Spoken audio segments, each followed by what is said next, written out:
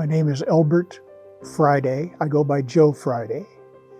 I retired as a colonel in the United States Air Force. My father was in the military for a full career. As a child, we moved around the country all the time.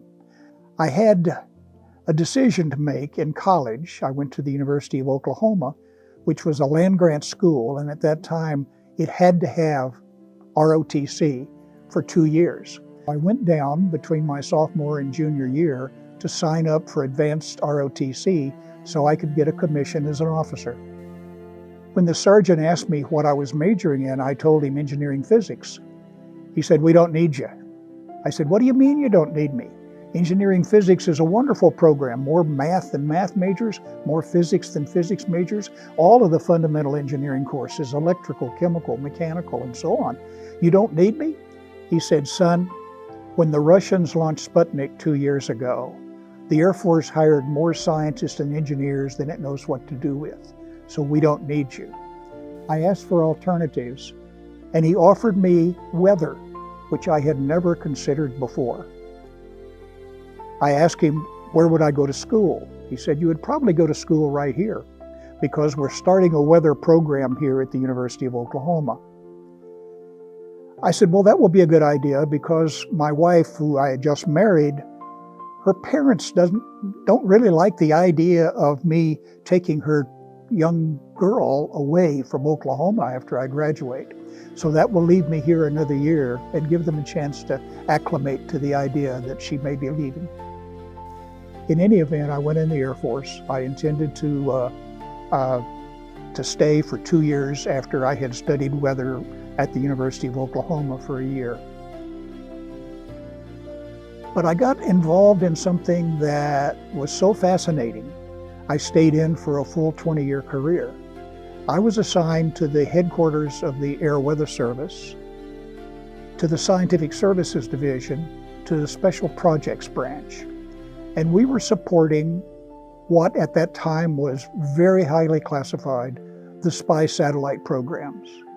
And I was involved then with working with the computers, brand new computer systems, to do weather modeling for those spy satellites so that we could forecast where the clouds would be over the Soviet Union and over China. Because the worst thing that you can do when you have a very expensive thing like a spy satellite flying is to take pictures of clouds. That doesn't give you information. So you forecast where the clouds are, they program the cameras to take pictures where the clouds aren't, and they get their military intelligence that they need. Being selected for colonel, weather is not one of the programs that you usually think of for fast advancement. Usually it's the pilots. That's the glamorous thing in the Air Force.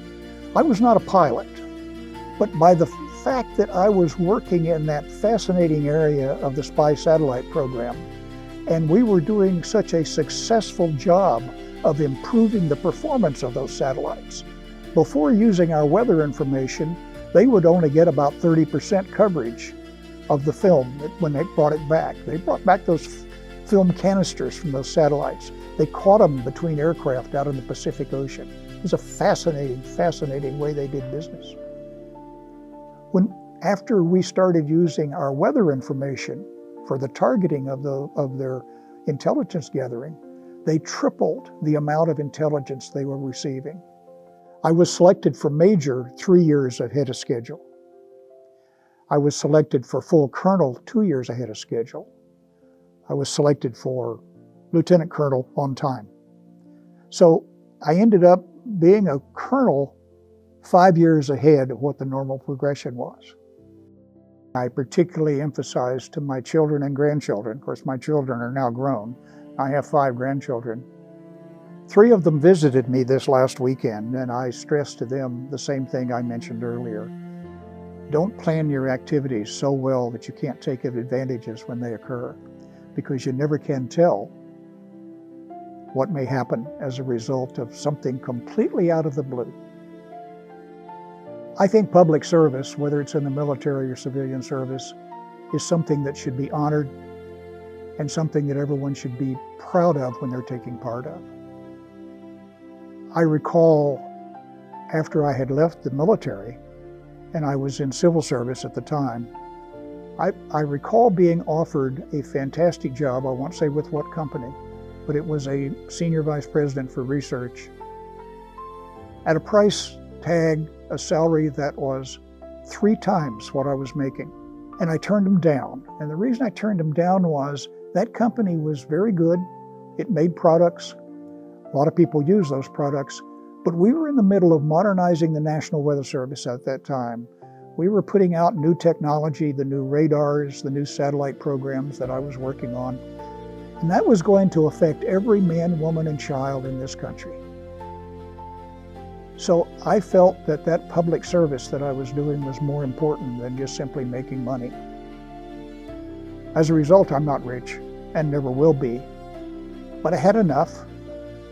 But I also had enjoyment in the job, and that's also very, very important.